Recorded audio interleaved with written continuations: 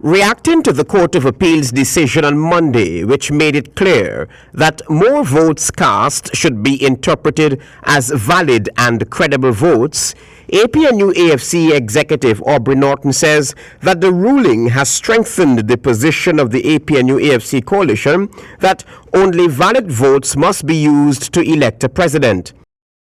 I think it bears out our position. Our position has always been, and this here is the Apnu+Afc, that you cannot go to a recount and then treat the recount as if it had no meaning. You had to deal with the letter and spirit of the law. And then one looks at that, it seemed almost obvious that you had to consider the observation report and that you had to separate votes that are not valid from votes that are valid. And I believe we are at the point where the chief elections officer has clear direction from the court. It is the view of Mr. Norton as well that the Court of Appeal's ruling has now paved the way for a president to be sworn in based on valid votes. That if they keep to their word that they want a president sworn in based on law that is credible, then I think the rule has been cleared for those who participated in this election in a free and fair way to succeed, and those who are involved in fraud to take their place somewhere on the other side of the bench.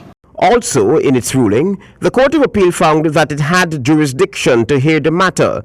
Mr. Norton, who had been a counting agent for the coalition, said that his team and himself had sniffed out all the illegalities during the recount. What does this mean for the APNU in terms of the valid votes? How do you see the count there? I mean, you were a counting agent or... Right? Well, you know, that doesn't fall within our jurisdiction. Right. What we did in the process was to scrutinize it to ensure all the illegalities came out.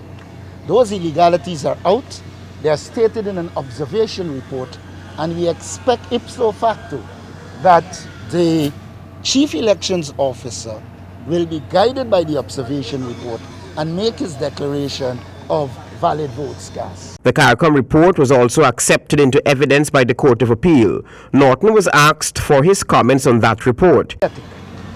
I have read many reports, but I have not seen one that was as self-contradictory as that. I have not seen one that used nebulous concepts like reasonably credible. I mean, what is reasonably credible? It's either credible or it isn't. Now, I believe that CARICOM came to do a job and they didn't do it. Travis Chase, HGP Nightly News.